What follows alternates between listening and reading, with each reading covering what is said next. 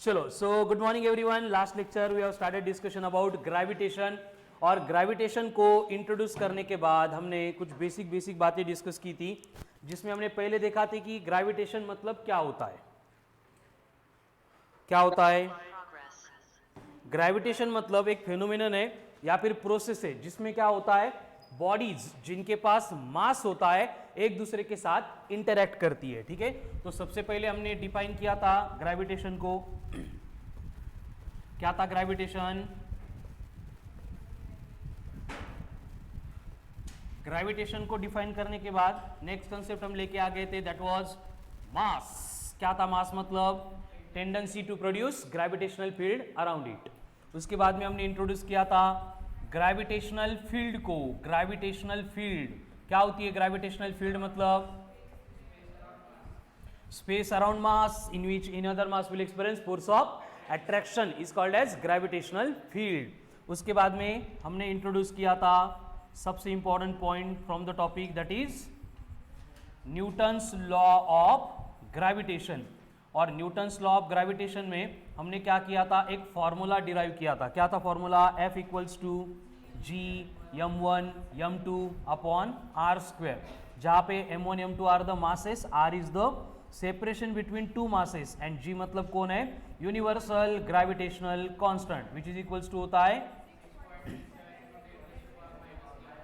-11 Newton metre square पर KG का square. उसके बाद में हमने वन बाय वन यहाँ पे जो न्यूटन्स लॉ ऑफ ग्रेविटेशन था उसको स्टैंडर्ड केस में अप्लाई करके कुछ रिलेशन डिराइव किए थे। जैसे कि एक बॉडी है कैपिटल यम इतने मास की, उसको हम डिवाइड करेंगे in the ratio small m upon capital m, which is equals to, अगर 1/2 है तो इसका मतलब क्या होगा, जो फोर्स होता है दैट विल बिकम मैक्सिमम, यानी F will become F max, F will become F max.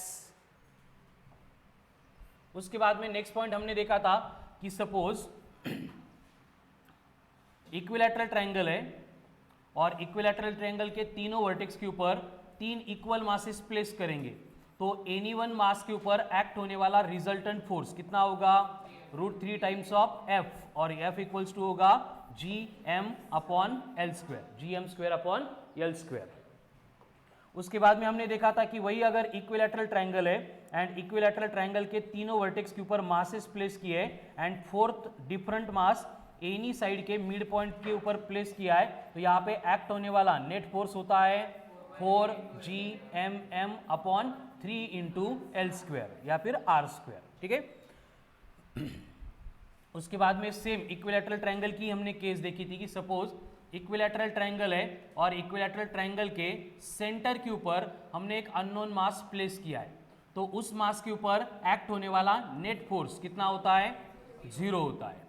उसके बाद में अगर यही इक्विलैटरल ट्रायंगल है और तीनों वर्टेक्स के ऊपर 3 मासेस प्लेस किए हैं एंड ये म्यूचुअल ग्रेविटेशन की वजह से सर्कुलर पाथ के अलाउ मूव हो रहे हैं, तो इसका मतलब वहां पे centripetal force will be provided by gravitational force होगा एंड वहां पे वेलोसिटी बनेगी v equals to root of capital G capital M upon L, where L is the side length of the equilateral triangle. ठीक है, and यहाँ पे equilateral triangle की various cases खत्म करने के बाद फिर हम डिस्कशन कर रहे थे अबाउट स्क्वायर। तो स्क्वायर में हमने देखा कि अगर स्क्वायर के 3 वर्टेक्स के ऊपर इक्वल मासेस प्लेस किए एंड फोर्थ के ऊपर डिफरेंट मास प्लेस किया है, तो उस डिफरेंट मास के ऊपर एक्ट होने वाला जो भी नेट फोर्स होता है वो बनेगा F into bracket of √2 plus 1/2, where इस F की वैल्यू होगी GMM अपॉन L का स्क्वायर। ठीक है, तो इस तरह से इक्विलैटरल ट्रायंगल एंड स्क्वायर की डिफरेंट केसेस हमने देखी थी। उसके बाद में हमने नेक्स्ट पॉइंट देखा कि अगर दो masses m1 and m2 initially separated by the distance of d अगर है, तो उनके मिड पॉइंट पे या फिर एनी पॉइंट जिसका डिस्टेंस x है, अगर अननोन मास हम m रखेंगे तो m के ऊपर एक्ट होने वाला नेट फोर्स 0 कब रहेगा? जब ये distance x equals to root of m1 upon root of m1 plus root of m2 into d रहेगा। कहाँ से? फ्रॉम द मास m1 से।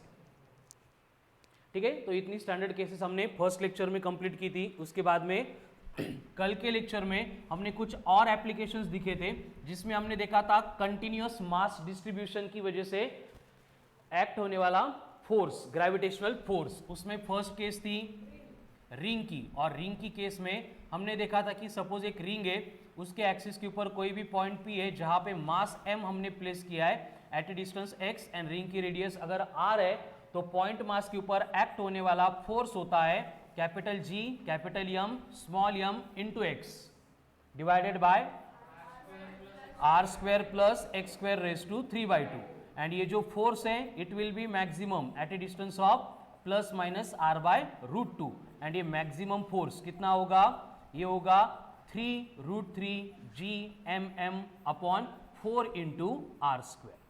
तो ये केस देखी थी हमने रिलेटेड टू रिंग। फिर रिंग के बाद में कंटिन्यूस मास डिस्ट्रीब्यूशन में हम लेके आ गए थे रॉड को।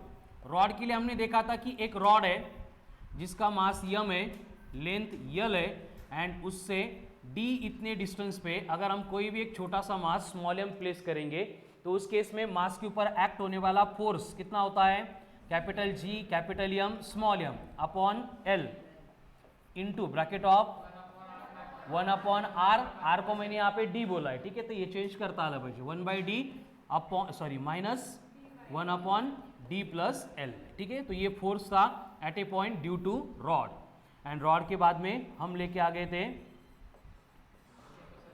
सेमी सर्कुलर रॉड को जिसकी लेंथ l थी, मतलब इस तरह से अगर उसको सेमी सर्कल में बेंड करेंगे एंड सेंटर पे मास होगा तो रॉड जो फोर्स एक्सर्ट करेगा कितना होगा, ये फोर्स होगा 2 pi capital G capital M small m divided by l square, ये बनेगा force at a point due to ring, ठीक है। तो ये बेसिक न्यूमेरिकल रिलेटेड बातें कल के लेक्चर में हमने डिस्कस की थी। उसके बाद में न्यूटन के शेल थ्योरम में हमने देखा था कि सपोज अगर सॉलिड स्फीयर दिया है और सॉलिड स्फीयर की केस में, जैसे कि ये सॉलिड स्फीयर है, हम 3 पॉइंट के बारे में डिस्कस कर रहे हैं। एक पॉइंट A जो आउटसाइड है at a distance small r, दूसरा point B at a distance capital R, तीसरा पॉइंट C इनसाइड है r' इतने डिस्टेंस पे। तो 1 बाय 1 अगर हम A के ऊपर 4 मास प्लेस करेंगे तो उसके ऊपर एक्ट होने वाला फोर्स कितना होगा, capital G capital M small m upon r square होगा। अगर हम B के ऊपर मास को प्लेस करेंगे तो फोर्स कितना होगा, capital G capital M small m upon capital R square होगा। एंड अगर इनसाइड वाला पॉइंट दिया है तो हमें क्या करना है, बस capital G capital M small m upon r square को r' बाय कैपिटल R से मल्टीप्लाई करना है। तो यहाँ पे समझ में आता है कि जब इनसाइड की बात चल रही है तो अगर सेंटर पे जाएंगे तो सेंटर पे r' 0, इसलिए फोर्स भी 0। उसके बाद में जब तक सरफेस नहीं आ रहा है तब तक फोर्स प्रोपोर्शनल टू r' है। मतलब यहाँ पे अगर इसको ग्राफिकली रिप्रेजेंट करना है तो जब तक सरफेस नहीं आ रहा है तब तक स्ट्रेट लाइन, एंड सरफेस के बियॉन्ड ये पैराबोलिक पाथ यहाँ पे फॉलो करेगा, ठीक है। तो इस तरह से ये फोर्स वर्सेस डिस्टेंस क्या करता है, वेरी करता है। कहाँ पे, in case of solid sphere. फिर सॉलिड स्फीयर के बाद में अगर हम लेके आएंगे होलो स्फीयर को, होलो स्फीयर को हमने क्या बोला था, स्फेरिकल शेल बोला था। क्या बोला था, स्फेरिकल शेल बोला था, ठीक है। तो ये होलो स्फीयर और स्फेरिकल शेल अगर है तो यहाँ पे फिर से हमें डिफरेंट पॉइंट्स दिए जाएंगे, जैसे कि ये सेंटर होगा O, यहाँ से आउटसाइड पॉइंट होगा at a distance R that is A, दूसरा पॉइंट होगा on the surface B that is capital R, तीसरा पॉइंट होगा C at a point inside जिसका डिस्टेंस होगा r'। तो जो मास हम A के ऊपर प्लेस करेंगे उसके ऊपर का फोर्स बनेगा Gmm अपॉन r स्क्वायर। जो हमने सरफेस के ऊपर प्लेस किया था उसके ऊपर फोर्स बनेगा Gmm upon r square, and जो पॉइंट हमने इनसाइड प्लेस किया है वहां पे कोई भी फोर्स एक्ट नहीं होगा, मतलब नेट फोर्स विल बिकम 0, ठीक है। तो ये solid sphere as well as hollow sphere की केस हो गई थी। एंड उसके बाद में हमने और एक स्पेशल टाइप का क्वेश्चन सॉल्व किया था जिसमें अगर बोला जाता है कि कंप्लीट एक स्फीयर था जिसमें से बाद में हमने क्या किया, एक छोटा सा स्फीयर जिसकी डायमीटर इक्वल्स टू r है, अगर हमने इसको रिमूव किया तो इसको रिमूव करने के बाद नेबरिंग जो मास है उसके ऊपर एक्ट होने वाला फोर्स अगर कैलकुलेट करना है तो हमने एक एडजस्टमेंट की थी। पहले जो लार्ज स्फीयर था उसका मास इन टर्म्स ऑफ डेंसिटी लिखा था 4/3 पाई r का क्यूब इंटू रो। फिर जो स्फीयर हम रिमूव कर रहे हैं उसका मास कैलकुलेट करने के लिए यहाँ पे बस रेडियस चेंज होगी, तो हमने इसको भी इन टर्म्स ऑफ ऊपर का एक्सप्रेशन लिखा था, बस यहाँ पे 1/8 एक्स्ट्रा आ रहा था। तो इस ब्रैकेट को अगर हमने m बोला तो यहाँ पे हमें m डैश इक्वल्स टू कितना मिलेगा, m अपॉन 8 मिलेगा। फिर एक बार मासेस कैलकुलेट किए, उसके बाद में सेंटर के बिटवीन सेपरेशन चाहिए था। अगर ये टोटल डिस्टेंस x था तो उसमें से हमें क्या करना पड़ेगा, ये r/2 का डिस्टेंस सब्ट्रैक्ट करना पड़ेगा। फिर हम नेट फोर्स कैलकुलेट करने के लिए force due to solid sphere पहले पूरा था एंड बाद में force due to hollow cavity, इनको अगर सब्ट्रैक्ट करेंगे तो हमें वहां पे नेट फोर्स मिलता है। ठीक है, तो न्यूटन्स लॉ ऑफ ग्रेविटी से रिलेटेड बस इतनी बातें हमने डिस्कस की थी। सब लोगों का एकदम अच्छे से प्रिपेयर हो चुका है ऐसे हम एज्यूम कर सकते हैं। हो गया ना प्रिपेयर, त्यांचं नसेल झालं आज पेंडिंग वर्क कंप्लीट करा, ठीक है ना। तो today how to start next point, that is acceleration due to gravity. Write down acceleration due to gravity.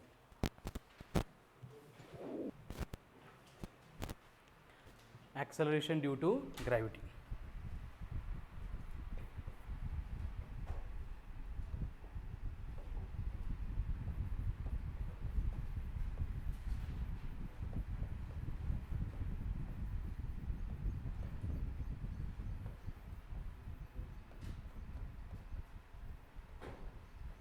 Acceleration due to gravity एकदम सिंपल पॉइंट है, देखो एक्सेलरेशन ड्यू टू ग्रेविटी। अब condition क्या है कि सपोज हम अगर कंसीडर करेंगे कि ये हमारी अर्थ है, अर्थ का ये हो गया सेंटर O, देन हम कंसीडर करेंगे let capital M, capital M को हम बोलने वाले एज मास ऑफ अर्थ। उसके बाद में सेंटर से सरफेस तक का डिस्टेंस जिसको हम बोलेंगे रेडियस ऑफ अर्थ। एंड अगर अर्थ के सरफेस के ऊपर हमने कोई भी एक पॉइंट ऑब्जेक्ट जिसका मास स्मॉल m है, इसको अगर प्लेस कर दिया तो यहां पे स्मॉल m मतलब क्या होगा, mass of any body on the surface of earth. तो उस केस में हमें मालूम है कि हम अर्थ का पूरा जो मास है वो सेंटर पे कॉन्सेंट्रेटेड है ऐसे कंसीडर करते हैं। मतलब यहां पे दो मासेस के बिटवीन का जो सेपरेशन है वो कितना हो गया, equals to radius of Earth, मतलब कैपिटल R हो गया।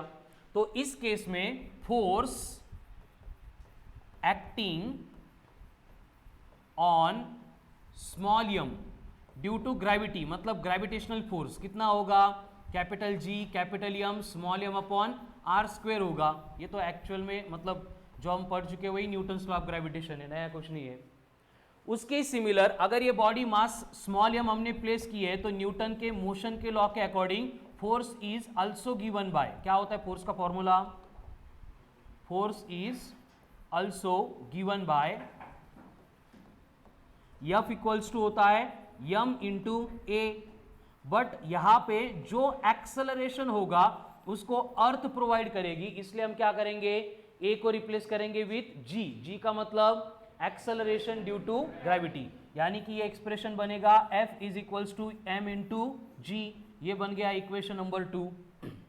अब अगर दोनों इक्वेशन को कंपेयर करेंगे तो उनके कंपैरिजन में हमें यहाँ पे समझ में आता है कि basically from equation number 1 and 2 as there LHS are same, हम उनकी RHS इक्वेट कर सकते हैं। मतलब m into ji equals to क्या बनेगा, capital G capital M small m upon R square. अगर यहाँ पे mm कट करेंगे तो एक्सेलरेशन ड्यू टू ग्रेविटी के लिए हमें एक्सप्रेशन मिल गया gm upon R square, gm upon R square, where g का मतलब नहीं कैपिटल G का मतलब यूनिवर्सल ग्रेविटेशनल कांस्टेंट कितना होता है 6.67 इंटू 10⁻⁻11 न्यूटन मीटर स्क्वायर पर kg स्क्वायर। कैपिटल M का मतलब अर्थ का मास कितना होता है 6 इंटू 10⁻24 kg। R का मतलब रेडियस ऑफ अर्थ कितनी होती है 6.4 इंटू 10⁻6 मीटर। या व्हॅल्यू आपल्याला लर्न करायची, ठीक है ना, क्वेश्चन मध्ये दिलेल्या असतीलच असं नाही। कैपिटल G की तो मालूम थी, कैपिटल M मतलब मास ऑफ द अर्थ कितना होता है R रेडियस ऑफ अर्थ कितनी है 6.4 इंटू 10⁻6 मीटर। हो गया, चलो अब इसको बिना देख के लिखना है।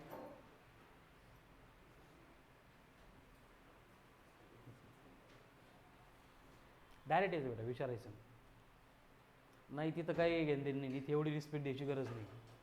कसं काय आलतो एवढं लवकर,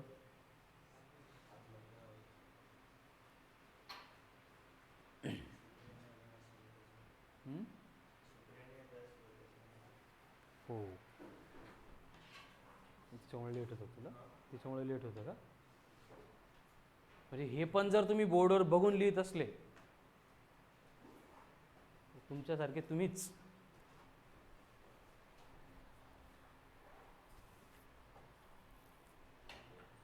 चलो finished. Capital G 6.67 into 10 to the power -11 Newton metre square पर kg square. Capital M 6 into 10 to the power 24 kg. Capital R 6.4 into 10 to the power 6 metre.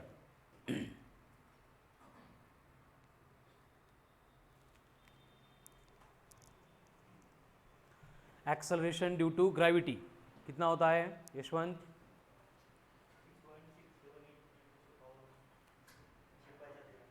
Wrong number लागला तुझं. Sit down. Atharva Sawai stand up. Acceleration due to gravity कितना होता है?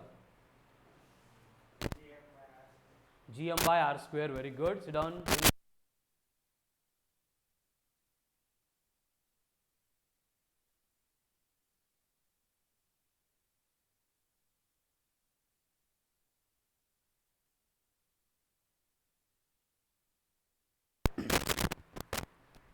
अब basically acceleration due to gravity का formula हमने अभी derive किया था. क्या होता है? Small g equals to capital G capital M upon r².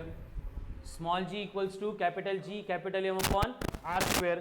अगर यहाँ पे इनकी वैल्यूज हम पुट करेंगे तो अर्थ के सरफेस के ऊपर एक्सेलरेशन ड्यू टू ग्रेविटी आता है 9.8 मीटर पर सेकंड स्क्वायर. कितना आता है? 9.8 मीटर पर सेकंड स्क्वायर. कब? अगर G की, M की एंड R की वैल्यू पुट करेंगे तो. ठीक है. तो उसके बाद में हम यहाँ पे फ्रॉम गिवन इक्वेशन कुछ रिलेशन लिख सकते हैं कि एक्सेलरेशन ड्यू टू ग्रेविटी जो है वो मास ऑफ द बॉडी के साथ डायरेक्टली प्रोपोर्शनल है. एक्सेलरेशन ड्यू टू ग्रेविटी क्या है? मास ऑफ द बॉडी के साथ डायरेक्टली प्रोपोर्शनल है. इसका मतलब हम यहाँ पे G2/G1 is equals to M2/M1 ये रिलेशन यूज करके अगर दो बॉडी के मासेस का रिलेशन दिया है तो acceleration due to gravity find कर सकते हैं. ठीक है. उसके बाद में सेम फॉर्मूले से हम ऐसे भी लिख सकते हैं कि G प्रोपोर्शनल टू है 1/r². एंड इसको सिंप्लीफाई करके लिखना है तो हम वहां पे G2/G1 इक्वल्स टू R1/R2 का स्क्वायर. ये भी फॉर्मूला यहाँ पे लिख सकते हैं. एंड दोनों को अगर कंबाइन करेंगे तो इसका मतलब G जो है वो डायरेक्टली प्रोपोर्शनल है टू द M/r². यानी कि अगर हमें G2/G1 ऐसे करना है तो ये बनेगा M2/M1 इंटू R1/R2 का स्क्वायर. मतलब दो प्लैनेट के बिटवीन अगर हमें एक्सेलरेशन ड्यू टू ग्रेविटी का कंपैरिजन करना है तो उसके लिए ये रिलेशंस हमें यूज करने हैं. ठीक है. जैसे कि फॉर एग्जांपल आपको क्वेश्चन दिया है और क्वेश्चन में बोला है कि एक प्लैनेट है जिसका मास अर्थ के मास के 4 टाइम्स है. कोई भी एक प्लैनेट है जिसका मास अर्थ के मास के 4 टाइम्स है एंड उसकी जो रेडियस है वो अर्थ के रेडियस के हाफ है. तो उस केस में प्लैनेट के सरफेस के ऊपर एक्सेलरेशन ड्यू टू ग्रेविटी कितना रहेगा?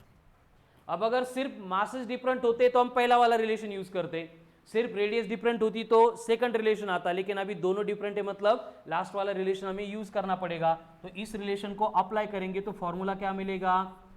Gp मतलब G2, G1 मतलब Ge. पहली बॉडी मतलब अर्थ है, दूसरी बॉडी मतलब प्लैनेट है, इज इक्वल्स टू अब क्या था? M2/M1 क्या बनेगा? मास of planet upon mass of the earth into R1/R2 है मतलब क्या बनेगा? Radius of earth upon radius of planet का स्क्वायर. ये हो गया formula for the given condition. But हमें जो गिवन डेटा है उसके ऊपर से हमें रेशियो डिराइव करने हैं. ठीक है. तो देखो अगर यहां पे बोला है Mp is equals to 4 times of Me है तो यहां पे mass of planet upon mass of the Earth, इसका रेशियो कितना बनेगा? इकड़े कितना बनेगा? 4 बनेगा. उसके बाद में अगर radius of planet is equals to 1/2 times of radius of earth है तो radius of earth upon radius of planet, कारण फॉर्म्युल्यामध्ये हा पाहिजे आपल्याला, इक्वल्स टू क्या बनेगा 1/2 का 2 बनेगा। अब ये वैल्यू अगर यहाँ पे पुट करेंगे तो फाइनली हमें acceleration due to gravity on the surface of planet upon earth equals to मिल रहा है 4 इंटू 2 का स्क्वायर मतलब 4, यानी प्लैनेट के सरफेस के ऊपर एक्सेलरेशन ड्यू टू ग्रेविटी कितना रहेगा? 16 टाइम्स रहेगा as that on surface of the earth.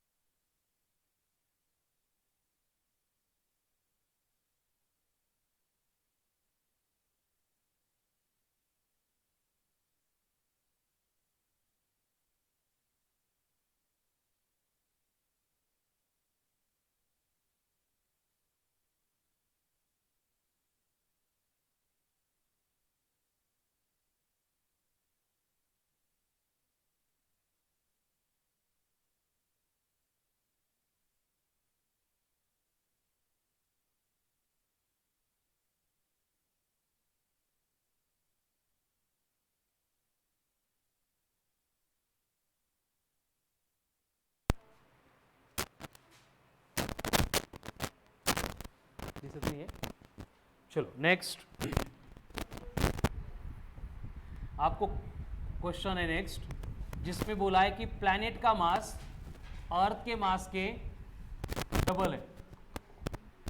Planet का मास अर्थ के मास के डबल है और प्लैनेट की जो एक्सेलरेशन ड्यू टू ग्रेविटी है वो भी डबल है अर्थ के एक्सेलरेशन ड्यू टू ग्रेविटी से। तो प्लैनेट की रेडियस कितनी होगी ये हमें फाइंड करना है। मतलब सेम रिलेशन फिर से आपको दिया है, मास का रिलेशन दिया है, एक्सेलरेशन ड्यू टू ग्रेविटी का दिया है, एंड अभी क्या पूछा है? रेडियस पूछा है। चलो तो क्या होगा? सेम कंडीशन सेम फॉर्मूला हम अप्लाई करेंगे। तो प्लैनेट का acceleration due to gravity upon, सांगा पटपट, अर्थ का acceleration due to gravity equals to, formula क्या था? Mass of planet upon mass of the earth into radius of earth upon radius of planet का square. अभी ये unknown है, बाकी की वैल्यू पुट करेंगे तो यहां से जीपी अपॉन जीई इनका रेशियो कितना आ रहा है? 2। हे कळतं का? मल्टिप्लिकेशन मध्ये होता, इकडे आला डिव्हिजन मध्ये येईल। उसी तरह से mass of the planet upon mass of the earth equals to कितना होगा? 2 होगा, यानी कि ये 2 equals to 2 into R E upon R P का स्क्वायर। 2 कट, तो 1 का स्क्वायर रूट 1, यानी रेडियस ऑफ प्लैनेट इक्वल है किसके? रेडियस ऑफ अर्थ के। ठीक है, चलो नेक्स्ट क्वेश्चन। आपको बोला है कि प्लैनेट का मास अननोन है, वहां पे प्लैनेट के ऊपर acceleration due to gravity half है अर्थ के, एंड प्लैनेट की जो रेडियस है वो डबल है रेडियस ऑफ अर्थ के। तो उस केस में प्लैनेट का मास कितना होगा? फिर से again mass, radius and acceleration due to gravity, इनका रिलेशन दिया, क्या करना पड़ेगा हमें? GP upon GE equals to MP upon ME into R E upon RP का स्क्वायर, यही फॉर्मूला यूज करना पड़ेगा। अब यहां पे जीपी अपॉन जीई कितना आएगा बोलो? यहां से 1/2। Very good. Mass of the planet upon mass of the अर्थ माहित नहीं आपल्याला, उसको एज इट इज रखेंगे, into radius of earth upon radius of planet कितना बनेगा? ये बनेगा 1/2। तो 1/2 का स्क्वायर मतलब 1/4। अभी ये 4 इधर जाके मल्टीप्लाई होंगे, 4/2 मतलब मास ऑफ द प्लैनेट जो है अर्थ के मास के डबल है। ठीक है, तो इस तरह से अर्थ एंड डिफरेंट प्लैनेट का एक्सेलरेशन ड्यू टू ग्रेविटी अगर हमें कंपेयर करना है तो सिमिलर स्टेप्स हमें फॉलो करनी पड़ेगी। क्लियर? अब यहां पे देखो, जो एक्सेलरेशन ड्यू टू ग्रेविटी का फॉर्मूला हमने डिराइव किया था, स्मॉल जी इक्वल्स टू क्या था? G M upon R square था, जिसमें एम मतलब कौन है? तो मास को हम डेंसिटी इंटू वॉल्यूम ऐसे लिख सकते हैं क्या? क्योंकि डेंसिटी इक्वल टू होती है मास अपॉन वॉल्यूम, तो मास बनेगा डेंसिटी इंटू वॉल्यूम। अगर अर्थ स्पेरिकल है तो अर्थ की वॉल्यूम बनेगी 4/3 पाई आर का क्यूब, मतलब अर्थ का मास बनेगा 4/3 पाई रो आर क्यूब। अगर इसको पुट करेंगे इस इक्वेशन में तो acceleration due to gravity equals to क्या मिलेगा, capital G upon R square एक साइड में, अभी मास रिप्लेस करना है इस वैल्यू से 4/3 पाई रो आर का क्यूब, तो यहाँ पे आर स्क्वायर कट होके स्मॉल जी इक्वल्स टू क्या मिलेगा 4/3 pi rho g into r, 4/3 pi rho g into where 4/3 pi constant है, रो का मतलब जी का मतलब आर का मतलब, तो इस रिलेशन से हम लिख सकते हैं कि स्मॉल जी जो है वो डायरेक्टली प्रोपोर्शनल टू होता है आर। आणि आत्ता काय लिहिलं होतं आपण इकडं स्मॉल जी जो है वो इनवर्सली प्रोपोर्शनल आहे आर स्क्वेअर, असं कसं काय होतं, असं कसं काय एकच असेल ना, इथं आपण काय लिहितोय small ji proportional to 1/r², आणि इकडे काय लिहिलं आपण small ji proportional to R, चालतं कसं, मग कसं काय आलं, कसं आलं हे तर कळालं, आपण काय ऍडजस्टमेंट केली याच्यामध्ये, जेव्हा मास नसेल तेव्हा हे, मास कधी नसेल, मास तर कधी पण असेल सनी,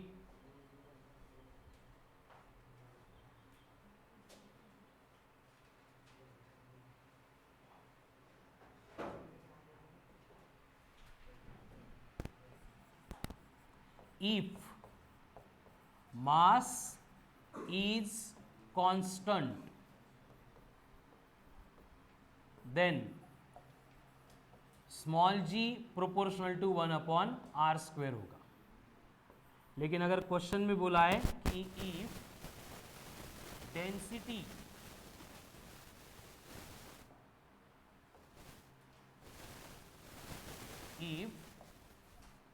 डेंसिटी और material is constant then small g जो है वो डायरेक्टली प्रोपोर्शनल रहेगा टू द आर, दोनों में डिफरेंस है, लक्षात घ्या। क्वेश्चन में क्या बोला है, अगर बोला है कि मास कांस्टेंट है तो जी प्रोपोर्शनल टू 1/r², लेकिन मास वैरी हो रहा है बट डेंसिटी कांस्टेंट है, तो उस केस में इकडे पण दिसतं जी प्रोपोर्शनल टू क्या है आर है, हे लक्षामध्ये चलो काय झालं एकदा परत सेव्ह करून ठेवणे तर कालच्या सारखं व्हायचं।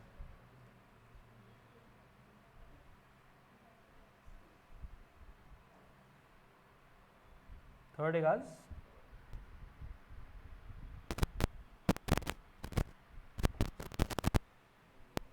Right down next point, variation in acceleration due to gravity. बंद कर, विटॅमिन डी घरून घेऊन यायचं Swapnil. Variation in acceleration due to gravity,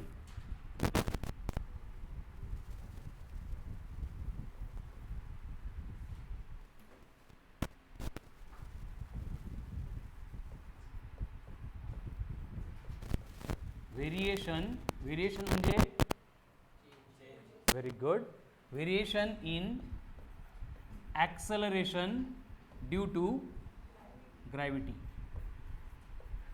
variation in acceleration due to gravity, acceleration due to gravity की वजह से आने वाला वेरिएशन, नहीं एक्सेलरेशन ड्यू टू ग्रेविटी में आने वाला वेरिएशन हम अभी यहाँ पे डिस्कस करने वाले हैं, ठीक है।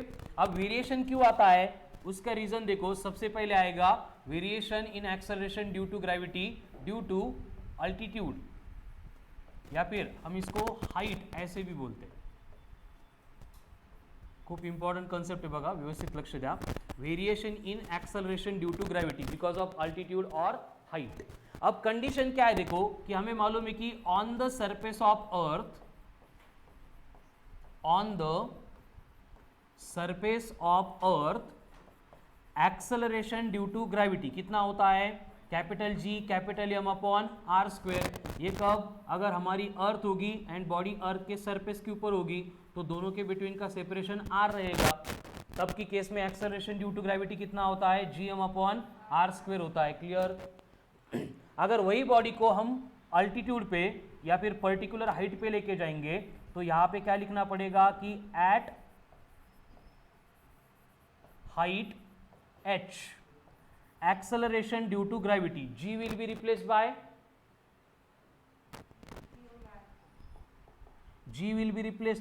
gh. g म्हणजे सरफेस के ऊपर है तो एट हाइट h के लिए हम क्या लिखेंगे gh. तो gh का मतलब acceleration due to gravity at height h. अब इसमें क्या चेंज होगा, मतलब वही अर्थ है लेकिन बॉडी अभी सरफेस पे नहीं है, इतनी हाइट पे चली गई. तो यहाँ पे ये हाइट है h और सेंटर का डिस्टेंस है r, मतलब सेंटर से बॉडी का टोटल डिस्टेंस कितना होगा r प्लस h. तो मास सेम रहेगा अर्थ का या चेंज होगा, तो ये फॉर्मूला बनेगा gm upon r plus h का होल स्क्वेअर. ये इक्वेशन नंबर फर्स्ट है, ये इक्वेशन नंबर सेकंड है. कळालं का आपण काय करतोय, अर्थ के सरफेस के ऊपर gm upon r square, at height h पे gm upon r plus h का होल स्क्वेअर. अभी इन दोनों इक्वेशन के साथ हम यहाँ पे क्या करेंगे, डिवाइड इक्वेशन नंबर 2/1. तो 2/1 करेंगे तो क्या होगा gh अपॉन g. gh का formula gm upon r plus h का square divided by gm upon r square. Simplify करने के लिए उल्टा करके मल्टीप्लाई करना पड़ता है, तो ये क्या बनेगा gm upon r plus h का square into r square upon gm. तो gm कट यानी gh upon g equals to क्या मिला r square upon r plus h का whole square, r plus h का होल स्क्वेयर. कळते का बघा, सिंपली हमने क्या किया gh एंड g को डिवाइड किया, gm कट हो गया, तो क्या बना equation r square upon r plus h का होल स्क्वेयर. ठीक है. अब यहाँ पे हम एक छोटी सी एडजस्टमेंट करेंगे. एडजस्टमेंट इस तरह से होगी कि जो gh अपॉन g था equals to r square as it is है, बस डिनोमिनेटर में हम क्या करेंगे r प्लस h में से r को कॉमन लेंगे. तो कॉमन लेते हैं मतलब हम क्या करते हैं डिवाइड करते हैं, तो यहाँ पे क्या बचेगा r बाय r मतलब 1 plus h by r. And bracket का स्क्वायर था इसलिए कॉमन लिया हुआ r जब बाहर आएगा तो उसका स्क्वायर करना पड़ेगा, यानी ये बनेगा r square into 1 plus h by r का स्क्वायर. तो यहाँ पे r स्क्वायर कैंसल, तो हमें gh इक्वल्स टू मिलता है g upon 1 plus h by r का होल स्क्वायर. तो ये हो गया expression for variation in acceleration due to gravity with height. पहले gh upon g equals to r square upon r plus h का whole square, या फिर simplify करके gh equals to g upon 1 plus h by r का whole square, gh equals to g upon 1 plus h by r का whole square. ठीक है. अब यहाँ पे एक छोटी सी एडजस्टमेंट और करेंगे हम. क्या करेंगे देखो कि ये gh equals to g as it is रहेगा, इनटू हम लिख देंगे 1 प्लस h बाय r का स्क्वेयर, लेकिन पावर बनेगी -2. काय केलं आपण डिनोमिनेटर में जो पावर थी उसको न्यूमरेटर में लेके आ गए, तो पावर का साइन क्या होगा रिवर्स होगा, +2 बन गया. एंड यहाँ पे इसको सिंप्लीफाई करने के लिए हम एक मैथमेटिकल प्रोसेस यूज करते हैं और उस प्रोसेस का यूज करके ये इक्वेशन इस तरह से बनेगा. और जो हमने यहाँ पे यूज किया है उसको बोला जाता है BA मतलब बाइनोमियल अप्रोक्सीमेशन. क्या है बायनोमियल अप्रोक्सीमेशन. क्या होता है ते मॅथ्सवाले बघून घेतील, आपल्याला फक्त एवढं लक्षात ठेवायचं आहे की जब इस तरह की टर्म आती है ब्रैकेट में 1 प्लस समथिंग है और ब्रैकेट की जो पावर है वो अगर इतनी लो है कि 1 के बाद में जो भी वैल्यूज आने वाली है वो क्या होने वाली है कंटिन्यूसली कम होने वाली है, तो उस केस में हम क्या करते हैं 1 प्लस के टर्म में डायरेक्ट पावर मल्टीप्लाई करते हैं और उसको खत्म करते हैं. मतलब यहाँ पे 1 plus h by raise to -2 था, ये क्या बना 1 माइनस 2h अपॉन r. अगर यहाँ पे ऐसे होता 1 plus x by r raise to minus of n, तो ये क्या बनता nx अपॉन r. ठीक है, यही फॉर्म होता है बाइनोमियल का. जो पावर है उसको मल्टीप्लाई करना है, कहाँ पे 1 के बाद में जो टर्म आती है उसमें. ठीक है, तो यहाँ पे हमें अनदर एक्सप्रेशन मिला for variation in acceleration due to gravity. But ये फॉर्मूला डिराइव करने के लिए हमने लिया है अप्रोक्सीमेशन. अप्रोक्सीमेशन लिया मतलब यहाँ पे वैल्यू पुट करके जो आंसर आएगा वो करेक्ट एग्जैक्टली करेक्ट नहीं होगा, अप्रॉक्सिमेशन होगा वहां पे, ठीक है। इसलिए ये फॉर्मूला बस हम थियोरेटिकली लक्षात ठेवायचं आपल्याला, हम मतलब न्यूमेरिकल सॉल्व करने के लिए कभी यूज नहीं करेंगे, ठीक है। हर बार कौन सा यूज होगा, GH equals to G upon 1 plus h/r का होल स्क्वेअर, फक्त असतो हा फॉर्म्युला लक्षात ठेवा। ऑप्शनमध्ये 3 दिले फॉर्म्युले आणि त्याच्यामध्ये हा असेल, आपण फक्त हा लर्न केला, हा याला रॉंग म्हणायचं नाही, करेक्ट आहे, बट है क्या ये अप्रॉक्सिमेशन, एंड अप्रॉक्सिमेशन ये इसलिए एप्लीकेबल होगा जब आपको दिया है कि h जो है वो r के 10% से कम है, h जो है वो r के 10% से कम है, ऐसा अर्थ क्या है, r कितनी है 6400 किलोमीटर, तो जब आपको हाइट 10% से कम मतलब 640 किलोमीटर से कम है ऐसे बोला है तब हम इसको यूज कर सकते हैं, बट असं कधीच नाही म्हणणार आपल्याला, हाइट जो है 640 से ग्रेटर रहेगी always. So this is all about variation in acceleration due to gravity with altitude और हाइट, क्लियर। चलो नेक्स्ट, अब यहां पे आपको इसके ऊपर क्वेश्चन इस तरह से आते हैं, आपको बोला जाता है कि GH equals to 1/4 of G है, GH equals to 1/4 of G है, तो हाइट कितनी होगी, कळलं का क्वेश्चन काय है, calculate the height at which acceleration due to gravity will become 1/4 of its value on the surface of अर्थ।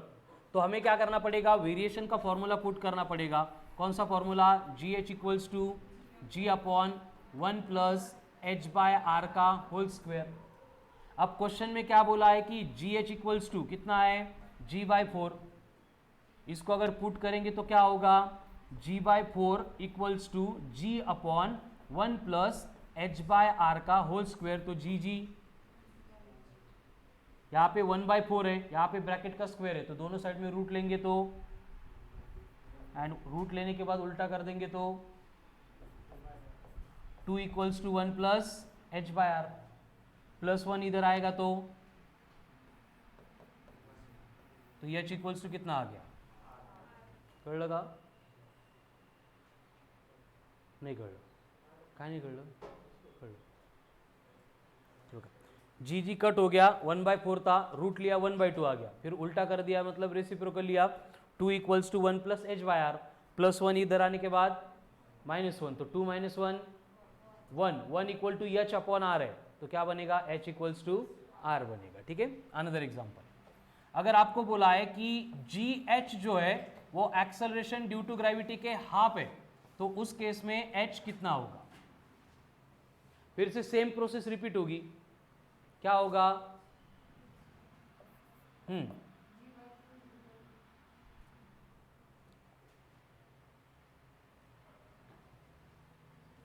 करा सॉल्व करा,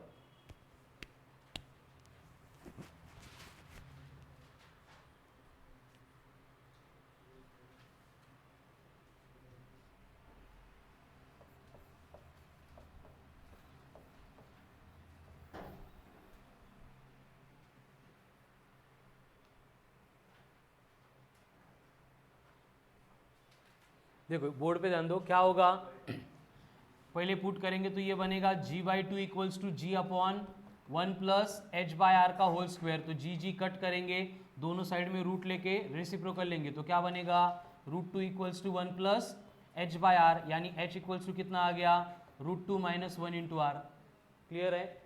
बट अभी अगर ये अच्छे से समझ में आ गया है तो हम डायरेक्टली एक स्टेप में भी आंसर कॅल्क्युलेट कर सकते, बट ये तुमच्यावर डिपेंड करतं, कळालं ना, एक स्टँडर्ड फॉर्म्युला आहे, तो जरी तुमचा प्रिपेअर असेल त्यांनी पण तुमचा आन्सर येणारच आहे, मी देतोय, मी शॉर्टकट सांगतोय, जर जमत असेल तर हे लिहून घ्या, प्रिपेअर करा, कळालं, नाहीतर एकच फॉर्म्युला लर्न करून त्यांनी सोडवलं तरी चालेल। यहाँ पे क्या होगा, direct h equal to √x - 1 into r, पहले बोला था h/4 है मतलब 1/4 है, तो डिनोमिनेटर में जो दिया है उसको हम x बोलेंगे, तो ये पुट करेंगे, कितना आएगा, √x मतलब √4 मतलब 2, 2 - 1 इंटू r म्हणजे r, तो ये आ गया था h इक्वल्स टू r। यहाँ पे कि h कितना दिया है, x कितना दिया है 2, तो कितना आएगा, √2 - 1 इंटू r, तेज डिराइव के लिए √2 - 1 इंटू r। ऐसे अगर हमें बोला जाएगा कि suppose GH equals to G/16 है और h कैलकुलेट करो विदाउट डूइंग एनीथिंग, क्या आएगा, √16 मतलब 4, 4 - 1 इंटू r मतलब 3r। अगर हमें बोला है कि GH इक्वल्स टू जो है वो आपको दिया है G/64, तो h कितना होगा, कर लो, हे तुमच्यावर डिपेंड करतं. जमत असेल तर लक्षात ठेवा, नाही तर फॉर्म्युलेचे नंबर वाढतील आणि परत तो हा पण विसरशाल आणि तो पण विसरशाल. कळालं? दोन्ही पण ऑप्शन आहे. तुम्ही आहे त्या फॉर्म्युलेने सोडवलं तरी पण भारी आहे आणि यांनी सोडवलं तर अजून भारी आहे. कळलं? एच इक्वल्स टू क्या है? Root X minus 1 into R. But X मतलब कौन? आपको जो भी डेटा दिया जाता है कि जी एच बनेगा जी बाई एक्स, तो जी का जो डिनोमिनेटर होगा वो यहाँ पे एक्स बनेगा. क्लियर? चलो नेक्स्ट. अगर आपको बोला है कि एक्सेलरेशन ड्यू टू ग्रेविटी कितना होगा at a height of 4r. Height of 4r मतलब ये हाइट कहाँ से मेजर कर रहे हैं हम? From the surface of earth. तो उसके लिए क्या करना पड़ेगा? देखो जी एच इक्वल्स टू फिर से g upon 1 plus H by R है. यहाँ पे h की वैल्यू दी है, उसको हम पुट करेंगे तो जी एच इक्वल्स टू क्या बनेगा? g अपॉन 1 प्लस h मतलब 4r है, 4r bye are. 4r bye are 5r कसं येईल रे? 4r बाय आर 4 येईल ना. 4 प्लस 1 तो जी एच इक्वल्स टू कितना हो गया? g upon 25. नको प्रतीक इकडे लक्ष देतो. जी एच क्वेश्चन दिया है कि फिर से जी एच कितना होगा. अगर आपको बोला है h इक्वल्स टू कितना है? 7r है. करा था कैलकुलेट. श्रवण तसं ॲड नको करू आता. हे सॉल्व करायची गरज आहे का? एकदा कळालं की प्रोसेस काय होती. बस क्या होगा? g upon 1 plus H by R है. h 7r है. 7r bye are 7 7 plus 1 8 8 square. तो जी एच कितना बनेगा? g by 64. अगर आपको बोला है कि जी एच फाइंड करो, अगर h जो है वो r बाय 2 है, परत 1 प्लस एच बाय आर है, r by 2 by R 1 plus 1 by 2 3 by 9 g by 9 नहीं ना. 1 plus 1 by 2 1 plus 1 by 2 3 by 2 3 by 2 का स्क्वायर 9 बाय 4. तो जी एच क्या बनेगा? 4 बाय 9 टाइम्स ऑफ जी बनेगा. हे चेक करा एकदा. इथं घोळ झाला जरा. श्रवण तुला नाहीच कळालं अजून? त्याने कसं येईल? 4r बाय आरला तू 5r कसं म्हणतो? कसं कसं?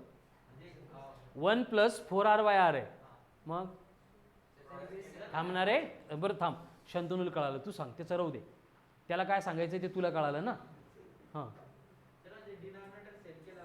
कशाला एवढं लांब जायचं? आर आर सरळ सरळ कॅन्सल होतं. कोणत्या शाळेत शिकला तू हे? म्हणजे 1 प्लस 4r बाय आर आहे. त्याचं म्हणणं याला आपण असं लिहिणार r plus 4r upon R, म्हणजेच 5r अपॉन आर. मग आर आर कट होऊन किती मिळेल? 5. हे सरळ आर आर कट होत आहे ना इथं.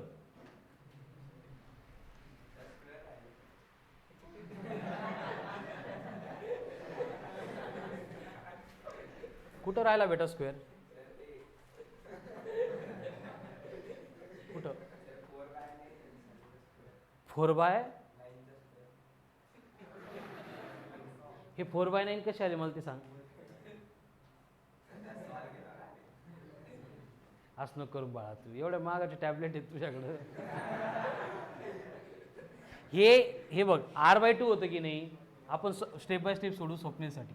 हे बघा जी एच इक्वल्स टू किती आहे? g upon 1 plus h upon r आहे. एच किती आहे? हो नको म्हणून सांग. r by 2. तो हे काय बनेल? r by 2 into 1 upon r. हे कळलं का तुला? याचा स्क्वेअर करायचा असं तुला म्हणायचं आहे ना. तो यहाँ पे आर आर कट, तो ये क्या बनेगा? G H equals to G upon 1 plus 1 by 2 म्हणजे 3 बाय 2 का स्क्वेअर. तो 3 बाय 2 का स्क्वेअर. थांबा. हां, नेक्स्ट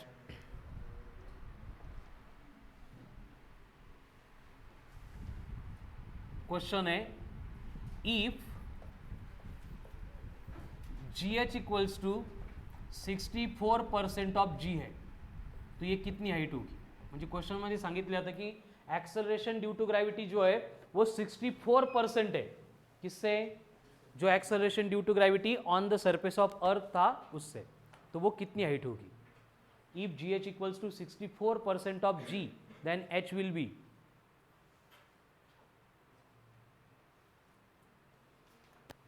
हाउ टू कैलकुलेट? हे बघा स्टेप बाय स्टेप एकदम।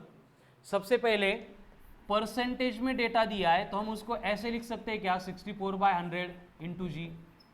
2% का मतलब 2/100, 100% का मतलब 100/100, तो 64% का मतलब 64/100। अब यहाँ पे एक्चुअल में जो फॉर्मूला था वो ये था, G H equals to G upon 1 plus H by R का whole square.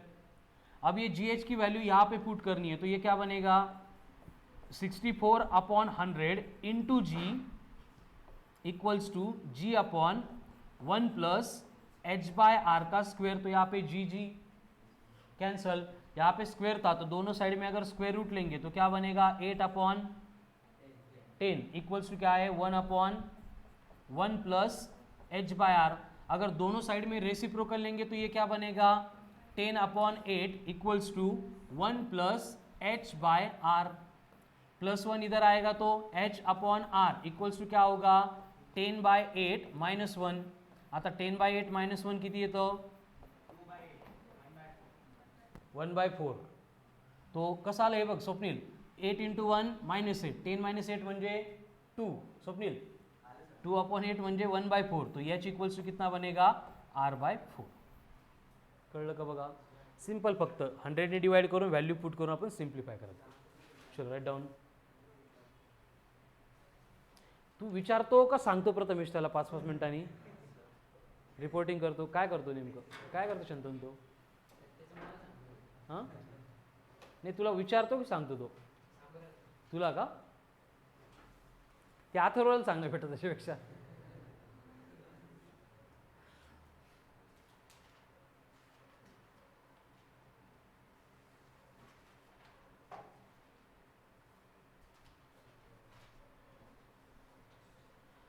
From Monday dimensions कौन कौन करने वाला है, फिर ग्रुप मधले 10 जणांनंतर कंपल्सरी आहे। हो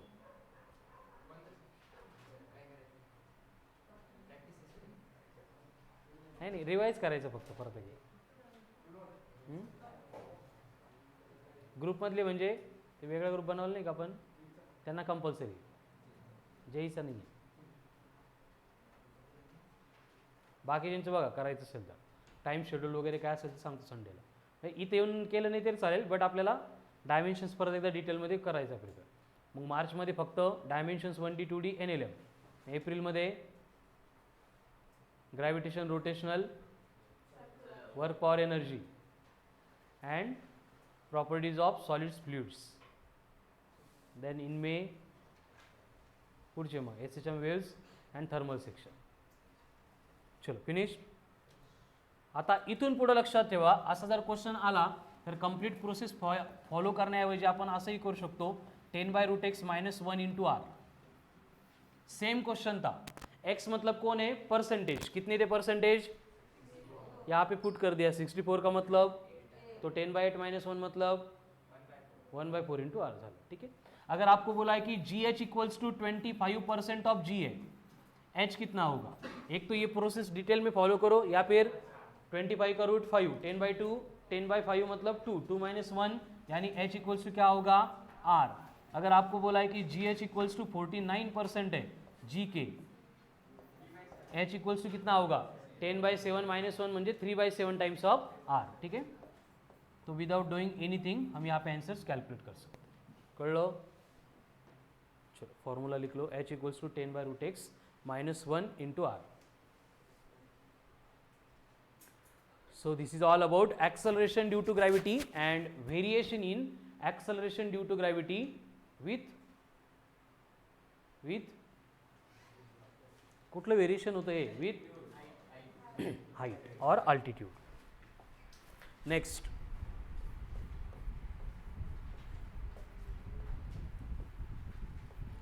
variation in acceleration due to gravity with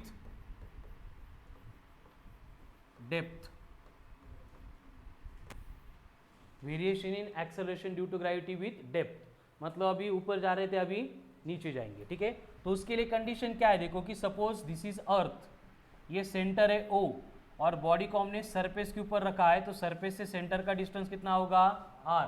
तो सरफेस के ऊपर एक्ट होने वाला एक्सेलरेशन ड्यू टू ग्रेविटी कितना होता है 4/3 पाई r रो g,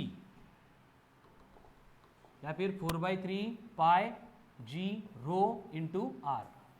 ये कहाँ पे है ऑन द सरफेस ऑफ अर्थ। अब अगर हम डेप्थ पे जाएंगे, मतलब एट डेप्थ d, तो क्या होगा देखो, अर्थ वही है, सेंटर भी सेम है, बस अभी पॉइंट जो हम डिस्कस कर रहे हैं मतलब मास को हम इस पॉइंट के ऊपर रख रहे हैं, और ये जो डिस्टेंस है ये हमें मालूम नहीं है, लेकिन इसको हम डेप्थ बोलते हैं। कितनी डेप्थ d। अगर ये टोटल डिस्टेंस r था तो ये बचा हुआ डिस्टेंस कितना बनेगा r minus D. Very good, ठीक है। तो अभी हम acceleration due to gravity produce करने के लिए जो मास कंसीडर करने वाले हैं उसकी रेडियस कितनी लेनी पड़ेगी, सिर्फ r माइनस डी। मतलब कि सेम फॉर्मूला अप्लाई करेंगे तो acceleration due to gravity at depth d कितना बनेगा 4/3 pi rho g into r minus D. फक्त काय झालं r replace by r minus D, क्योंकि हम अंदर जा रहे हैं अर्थ। हा फॉर्मूला कुठून आला माहिती है ना, ठीक है। तो ये अगर इक्वेशन नंबर फर्स्ट है, ये इक्वेशन नंबर सेकंड है, तो पहले जैसे क्या करेंगे 2/1 करेंगे, 2/1 करेंगे तो क्या होगा जी डी अपॉन जी होगा। तो यहाँ पे क्या होगा 4/3 पाई रो जी अपॉन 4/3 पाई रो जी कैंसिल होगा, क्या बचेगा सिर्फ r minus D upon r।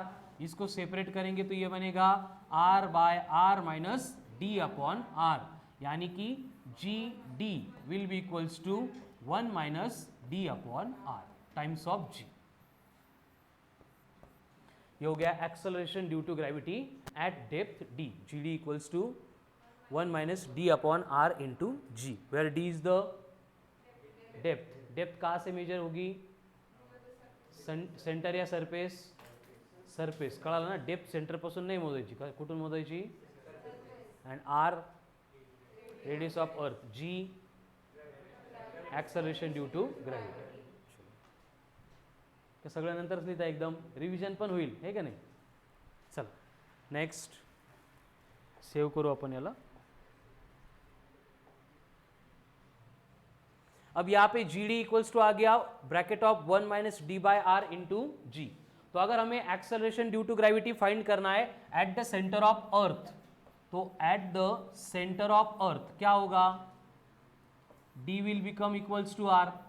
कळतं का, सरफेस पासून सेंटर पर्यंत गेलो तो डेप्थ किती होईल, कळतंय का, good morning. D equals to कितना होगा आर, तो इसका मतलब ये आर बाय आर बनेगा 1, 1 माइनस 1 0। तो acceleration due to gravity at depth कौन सी, इक्वल टू द सेंटर, कितनी होती है 0। म्हणजे acceleration due to gravity at the centre of earth कितना है, acceleration due to gravity on the centre of earth कितना है, acceleration due to gravity on the surface of earth कितना है, सरफेस ऑफ द अर्थ कितना है gm अपॉन r स्क्वेयर है, ठीक है। सेंटर पे कितना है 0, कळलं का।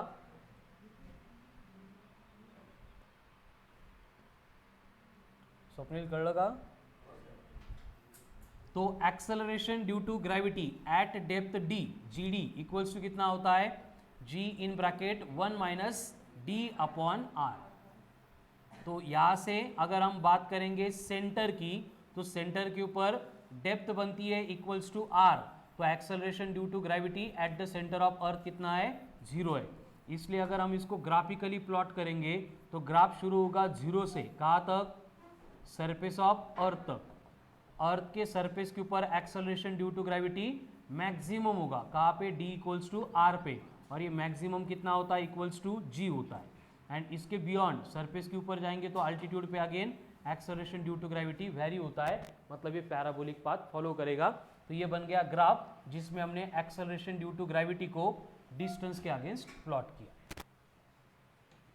तो अभी दो वेरिएशन हो गए। पहला वेरिएशन अल्टीट्यूड का, क्या होता है अल्टीट्यूड के साथ variation, G H equals to G upon 1 plus H by R का होल स्क्वायर। एंड अगर विथ डेप्थ चाहिए तो G D equals to ji in bracket 1 minus D upon R, ठीक है। चलो नेक्स्ट क्वेश्चन। आपको बोला है कि d is equals to r/2 पे एक्सेलरेशन ड्यू टू ग्रेविटी कितना होगा. चल करा सॉल्व. तो सॉल्व पण नंतरच करतो. जी d इक्वल्स टू r/2 है तो gd कितना होगा,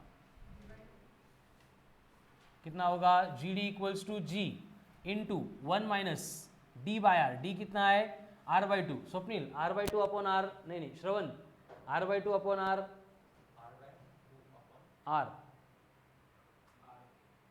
r very good. 1/2 1 minus 1/2 yes sir है ना. 1 माइनस 1/2 1/2. तो ये GD इक्वल्स टू क्या बनेगा G/2. मतलब हाफ रेडियस पे कितना होगा acceleration due to gravity, half होगा. ठीक है. देन आपको फाइंड करना है कि कितनी डेप्थ पे एक्सेलरेशन ड्यू टू ग्रेविटी 1/4 हो जाएगा. Calculate the depth at which acceleration due to gravity becomes 1/4 of G.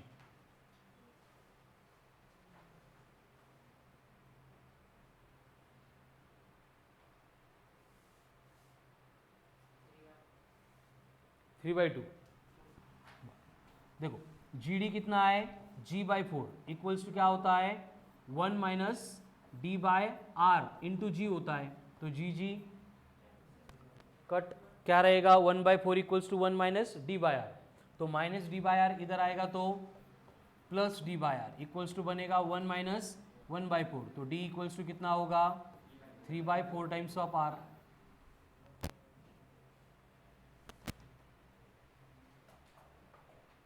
काय होते अशी बडबड नको करून बेटा. मग नेक्स्ट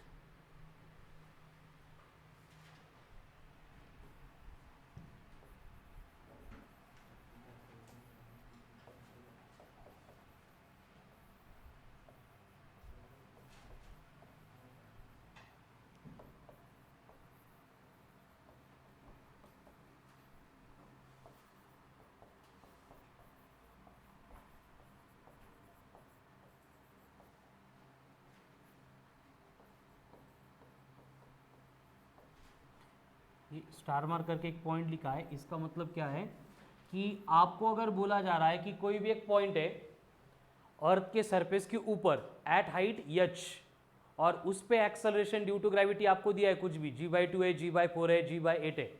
तो same acceleration due to gravity कितने डेप्थ पे होगा. तो उसके लिए रिलेशन है D equals to twice of H. अगर आपको बोला है कि H इक्वल्स टू R है तो उतना वहां पे जो एक्सेलरेशन ड्यू टू ग्रेविटी होगा वो कितनी डेप्थ पे होगा. तो क्या करना पडेगा D is equals to 2R करना पडेगा. कळालं. बट 2R कुठं जाईल कळतं का, वरतून डायरेक्ट खाली जाईल. ठीक है. तो ये जो इक्वेशन है ये एप्लीकेबल होता है जब आपको गिवन हाइट 640 किलोमीटर से लेस होती है तब. मतलब इन जनरल आपको दिया जाएगा कि सपोज 400 किलोमीटर पे एक्सेलरेशन ड्यू टू ग्रेविटी जो है अबव द सरफेस ऑफ अर्थ उतना ही एक्सेलरेशन ड्यू टू ग्रेविटी कितने डेप्थ पे होगा. तो 400 का डबल मतलब कहाँ पे होगा 800 पे होगा. 700 नहीं रे 800 ना सनी. 700 कसं बरं, काही लॉजिकच नाही गई. तो ये हो गया variation in acceleration due to gravity because of depth. ठीक है. तो आज जो है हमने डिस्कशन शुरू किया था about which point acceleration due to gravity. ठीक है. कैसे डिराइव किया था. सबसे पहले अर्थ को लिया, एक बॉडी अर्थ के सरफेस के ऊपर है तो उसके ऊपर एक्ट होने वाला एक्सेलरेशन ड्यू टू ग्रेविटी था small g equals to Gm/r². फिर उसी बॉडी को एट हाइट h पे लेके गए, g बना gh. कितना था gh Gm/r+h का होल स्क्वायर. फिर दोनों को डिवाइड किया, क्या हो गया gh/g इक्वल्स टू r²/r+h का होल स्क्वायर. फिर डिनोमिनेटर में से r कॉमन लिया, फिर वो r² बना, r² कैंसिल होके gh इक्वल्स टू बन गया G/1+h/r का होल स्क्वायर. ठीक है. उससे पहले एक्सेलरेशन ड्यू टू ग्रेविटी का रिलेशन भी देखा था Gp/g equals to mp/me into re/rp का स्क्वायर. फिर यहाँ पे अगर आपको gh equal to x% of g दिया है और h कैलकुलेट करना है तो क्या यूज करना पड़ेगा 10/√x -1 इंटू r. अगर आपको gh इक्वल्स टू g/x दिया है h कैलकुलेट करना है तो क्या करना पड़ेगा root of X minus one into R, ठीक है। उससे रिलेटेड क्वेश्चंस भी देखे। फिर आता है variation in acceleration due to gravity because of depth. तो जी डी इक्वल्स टू होता है g D equals to ji in bracket 1 minus D upon उसके according acceleration due to gravity on the at the centre of earth. चलो next, variation in acceleration due to gravity, variation in acceleration due to gravity due to shape of earth, shape of earth. Earth की shape कैसी है? काय? Eclipse नाही रे, ellipse. Eclipse म्हणजे काय? दोन याच्यामध्ये हे असतं, शेप ऑफ द अर्थ। देखो नॉर्मली क्या होता है, नॉर्मली क्या होता है, आपल्याला काय वाटतं आपली अर्थ अशी आहे, बरोबर? असं वाटतं ना, तुला नाही वाटत का? स्फेरिकल वाटली होती, मग हे काय रेक्टँगल आहे का?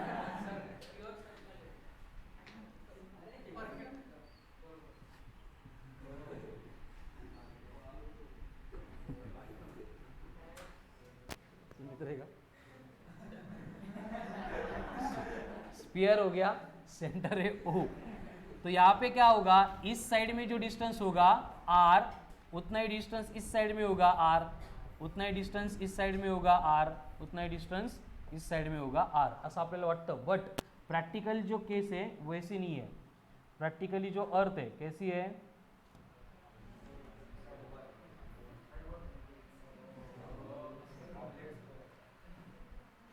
काय काय कशासारखी? स्वप्नील काय म्हटलं? ओवल शेप कैसी है?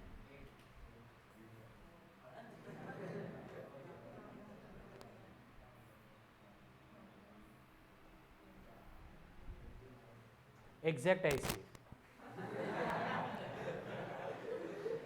मतलब कि क्या है कि यहाँ पे इक्वेटर के अलोंग जो रेडियस है वो पोल्स के अलोंग के रेडियस से डिफरेंट है।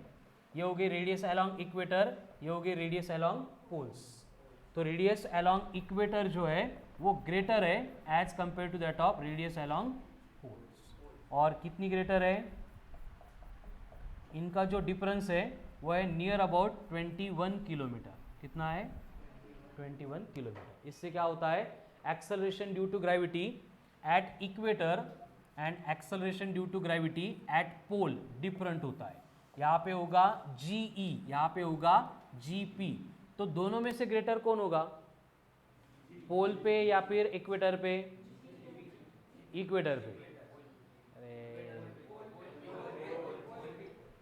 As small g is equals to gm upon r square है, तो g इनवर्सली प्रोपोर्शनल है r के साथ। तो जहां पे r ज्यादा वहां पे एक्सेलरेशन ड्यू टू ग्रेविटी कम। तो यहाँ पे क्या होगा, acceleration due to gravity at pole greater होता है as that of acceleration due to gravity along equator. पढ़ा लो। एंड ये कितना होता है इनमें डिफरेंस? 21 किलोमीटर रेडियस का डिफरेंस है। एक्सेलरेशन ड्यू टू ग्रेविटी में डिफरेंस होता है 0.018 मीटर पर सेकंड स्क्वेअर। म्हणजे नेग्लिजिबल आहे, काही कामाचं नाही, कन्सिडरेबल नाही, ठीक आहे। 0.018 मीटर पर सेकंड स्क्वेअर राहील लक्षामध्ये। आता असं का झालं, एवढी चांगली अर्थ होती अशी का झाली? What is the reason? काय म्हणतो? तुझा ब्रेनच डायटिंगवर आहे बेटा, त्याला पाहिजे ते विटॅमिन्स मिळालेच नाही।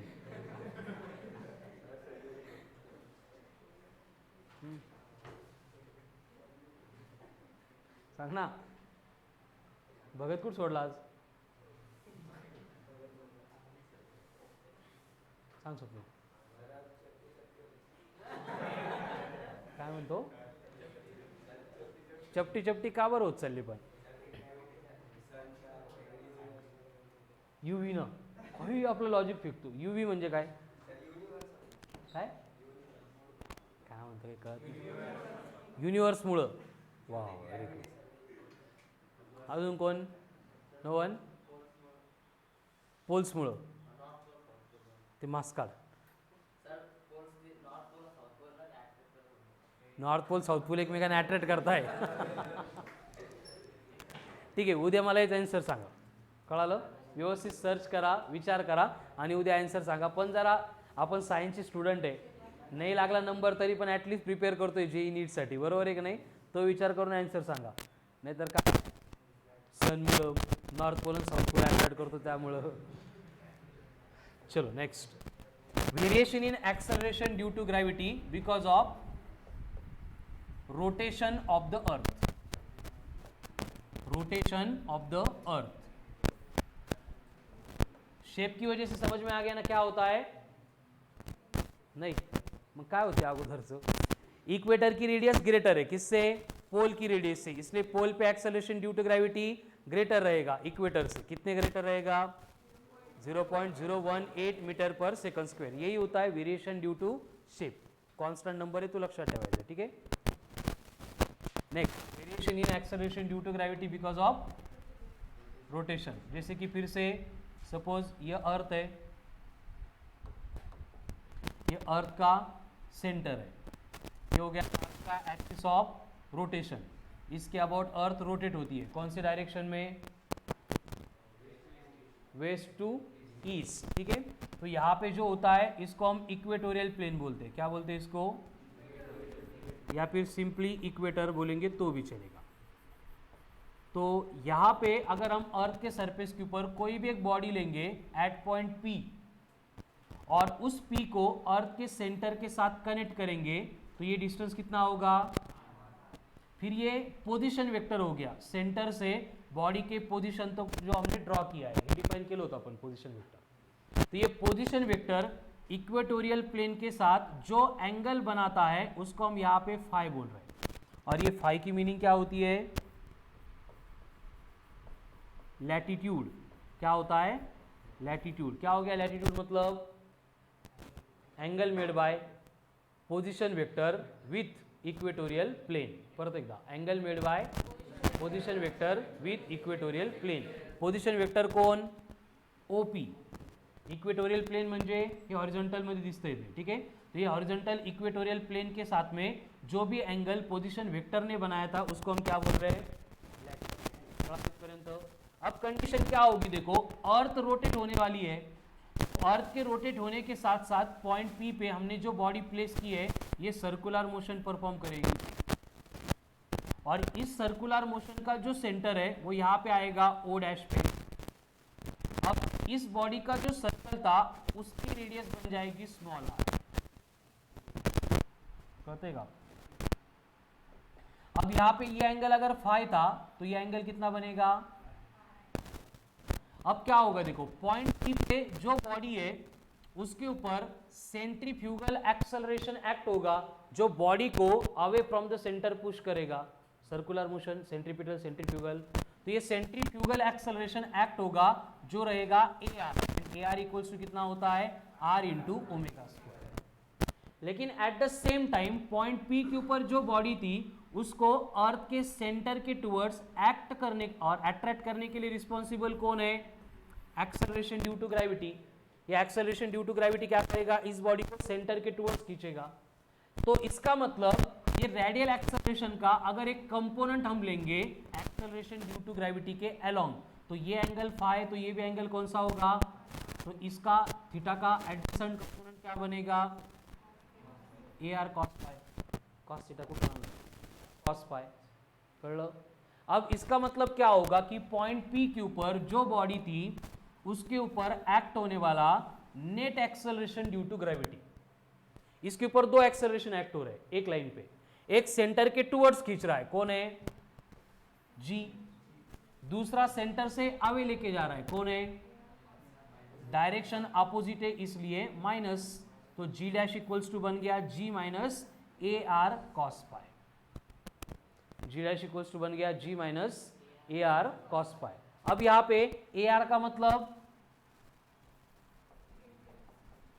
रेडियस. AR रेडियल एक्सेलरेशन है ना, that is R into omega square. But यहां पे स्मॉलर मतलब क्या है?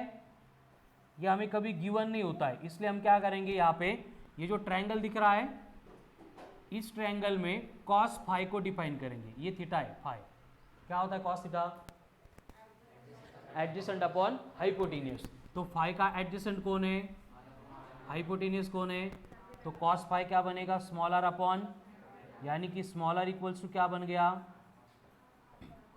r into cos phi, five नहीं फाई। तो अब ये वैल्यूज हम यहाँ पे पुट करने वाले हैं, ठीक है। देखो क्या होगा, g dash equals to g minus कौन था, ar, ar मतलब कौन है, बट r का मतलब कौन है, r cos पाई, पहले से cos पाई था, तो क्या बनेगा, g dash equals to g minus r omega square cos square phi. परत फ्रॉम स्टार्ट काय काय केलं होतं आपण, सबसे पहले अर्थ, अर्थ का centre O, then radius R, उसके बाद में इक्वेटोरियल प्लेन ड्रॉ किया, इक्वेटोरियल प्लेन म्हणजे हे हॉरिजॉन्टल प्लेन। उसके बाद में एनी बॉडी ली एट पॉइंट P, फिर बोला कि P का पोजीशन वेक्टर है OP जो इक्वेटर के साथ में एंगल बनाता है फाई, और इस फाई को हमने बोला लैटिट्यूड। फिर हमने देखा कि अर्थ रोटेट होगी, अर्थ के रोटेशन के साथ पॉइंट P के ऊपर जो बॉडी हमने प्लेस की थी वो भी रोटेट होगी, तो उसके रोटेशन में मतलब उसके सर्कुलर मोशन में सेंटर आएगा O डैश पे, इसकी रेडियस बनेगी R, लेकिन सर्कुलर मोशन में तो वहाँ पे centripetal and centrifugal acceleration act होंगे, सिर्फ सेंट्रीफ्यूगल कंसिडर किया कारण सेंट्रीपिटल आपल्याला नको है, हवे कौन पुश कर रहा है वो हमें चाहिए था, ठीक है। इसलिए हमने यहाँ पे सेंट्रीफ्यूगल एक्सेलरेशन जो था AR equals to R into omega square introduce किया। फिर अकॉर्डिंग टू ज्योमेट्री अगर ये एंगल फाई था तो ये भी एंगल फाई, फिर थीटा का एडजेसेंट कंपोनेंट cos थीटा होता है, इसलिए इस डायरेक्शन के अलोंग ये बनेगा AR cos फाई, यानी कि पॉइंट P के ऊपर जो बॉडी है उसको सेंटर के टुवर्ड्स खींच रहा है G, उसके अपोजिट डायरेक्शन में लेके जा रहा है AR cos फाई, इसलिए G डैश बना G dash equals to G minus AR cos of phi.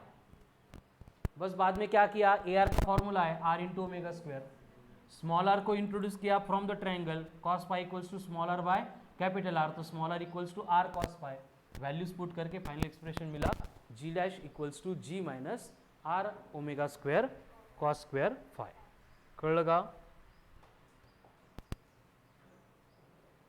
Variation in acceleration due to gravity कौन सा ये, ड्यू टू, इसको ड्यू टू लैटिट्यूड भी बोला जाता है, ड्यू टू लैटिट्यूड और ड्यू टू रोटेशन। क्या है expression, G dash equals to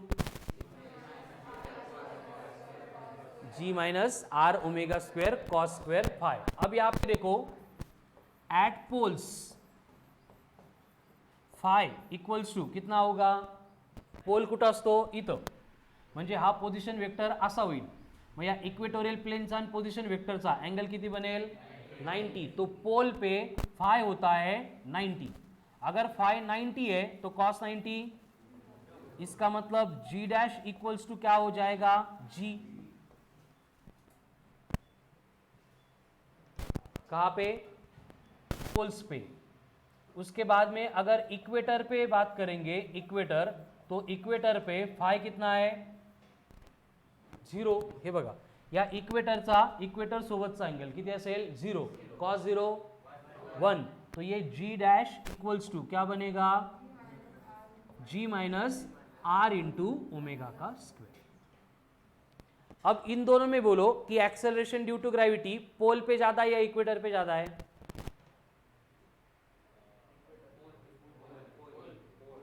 ये बघा पोल पे कितना है G, इक्वेटर पे क्या है G माइनस समथिंग, मग 9.8 मोठे कि 9.8 माइनस 4 मोठे, वेरी गुड। तो एक्सेलरेशन ड्यू टू ग्रेविटी कहाँ पे ज्यादा होगा, पोल्स पे। तो हम यहाँ पे लिख सकते हैं कि acceleration due to gravity at pole is greater होता है as compare to acceleration due to gravity along equator, और रोटेशन की वजह से आने वाला डिफरेंस कितना होता है GP माइनस GE, ये होता है 0.034 मीटर पर सेकंड स्क्वेअर, म्हणजे हे पण कन्सिडरेबल नाही आहे, फक्त थेरॉटिकली लक्षात ठेवायचं आहे, यावर क्वेश्चन सोडवायचे नाही, ठीक आहे। यानी कि अब अगर नेट इफेक्ट कंसीडर करेंगे, net variation in acceleration due to gravity. Net मतलब कौन सा इफेक्ट? पहला देखा था शेप का इफेक्ट, प्लस अब क्या देखा? रोटेशन का इफेक्ट। तो दोनों इफेक्ट कंसीडर करेंगे तो पोल पे acceleration due to gravity greater है as compare to equator. And कितना ग्रेटर है? 0. तिकडचे 0.18 आणि इकडचे 0.034 ॲडिशन करायची। 34 + 18 51. Very good. कोण येतो 51? कार्तिक असं नको करून बाळा। 52 0.052 मीटर पर सेकंड स्क्वायर। तो ये बनेगा variation in acceleration due to gravity between equator and, ठीक है। तो ये था variation in acceleration due to gravity. पहले शेप, बाद में रोटेशन।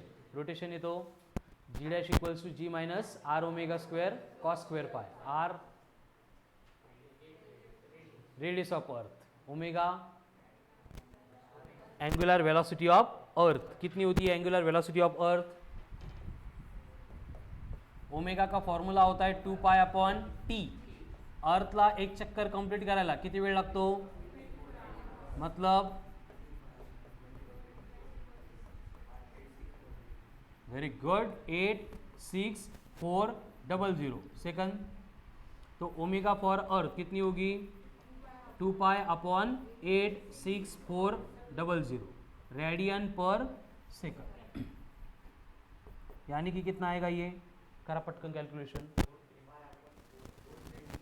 नाही एक्झॅक्ट पाहिजे, एक्झॅक्ट पाहिजे, पायच्या फॉर्ममध्ये नाही।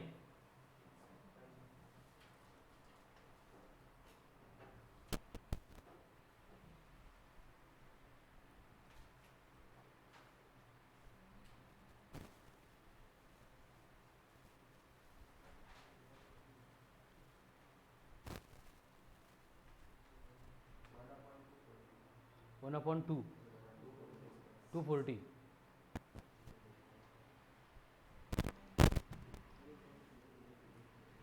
किती यशवंत? 7.25 इंटू 10⁻⁻5 रेडियन पर सेकंड। बरोबर नाही? चेक करा परत एकदा। भाऊ इकडे दाखव, नोटबुक कुठे केलं?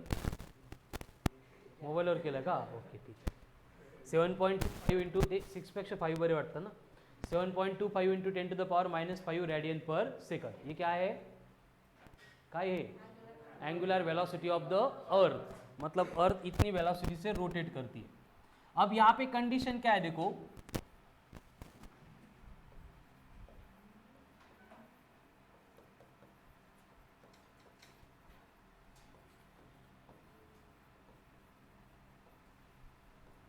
वेटलेसनेस मतलब क्या? जहां पे वेट 0 होता है। वेट कभी 0 होता है क्या? होता है, कभी भी होता है, ठीक है। कब होता है? देखो W इज इक्वल्स टू होता है mg। तो अगर G इक्वल टू 0 हो गया तो W क्या हो गया? इसको ही वेटलेसनेस बोलते हैं, ठीक है। तो हमें वेटलेसनेस देखनी है कहाँ पे? इक्वेटर पे। अब फॉर्मूला क्या होता है वेरिएशन का? G dash equals to G minus R omega square cos square phi. अगर बात इक्वेटर की चल रही है तो इक्वेटर के ऊपर फाई कितना है? 0, यानी कॉस 0 कितना बनेगा? 1। और वेटलेसनेस चाहिए तो जी डैश कितना होगा? 0 हो जाएगा। मतलब कि ये वैल्यूज अगर इस इक्वेशन में पुट करेंगे तो 0 इक्वल्स टू आ रहा है G minus R into omega का स्क्वायर। यानी ओमेगा इक्वल्स टू क्या बनेगा? Root of G upon R. यानी कि अर्थ अगर इस वेलोसिटी से रोटेट करेगी, इक्वेटर पे जो बॉडी आहे ती हवेत उडेल, कारण तिचं वेट किती होईल? 0 होईल। कळालं? आणि ये कितना होता है ओमेगा? वैल्यूज पुट करेंगे तो नियर अबाउट 1/800 रेडियन पर सेकंड, जिससे हमें ओमेगा फॉर अर्थ जो है 17 times omega for earth at the present moment इतनी बढ़ानी पडेल। म्हणजे आता जी अर्थ फिरते का तर 17 पटीने जर जोरात फिरली तर काय होईल, इक्वेटरवर ज्या बॉडी त्या हवेत उडतील, कारण त्यांचं वेट काय होईल, 0 होईल. एंड उसके लिए अर्थ का जो एक दिन का टाइम है वो कितना बनेगा, नियर अबाउट 84 मिनट, 84.4, एंड इसका मतलब 1.4 आवर्स. तर अर्थ 24 तासाऐवजी 1.4 आवर एवढ्या टाईममध्ये एक चक्कर कंप्लीट करायला लागली की त्या केसमध्ये काय होईल, बॉडी हवेत उडेल, फक्त इक्वेटरवर. कळालं. So this is all about acceleration due to gravity and variation in acceleration due to gravity. Clear है. तो आज का जो पार्ट था उसको एकदम अच्छे से प्रिपेयर करो, त्यामुळेच तुम्हाला ठेवलेलं लिहिताना परत एकदा रिव्हिजन होऊन जाईल व्यवस्थित. कळालं. अँड वर्कशीट देऊ का आता, का हे प्रिपेअर करायचं पहिले, हे प्रिपेअर करा, वर्कशीट दुपारी देतो. कळालं. आताच द्यायची. ठीक आहे. जे दुपारी येणार नाही ते आता घेऊन जा.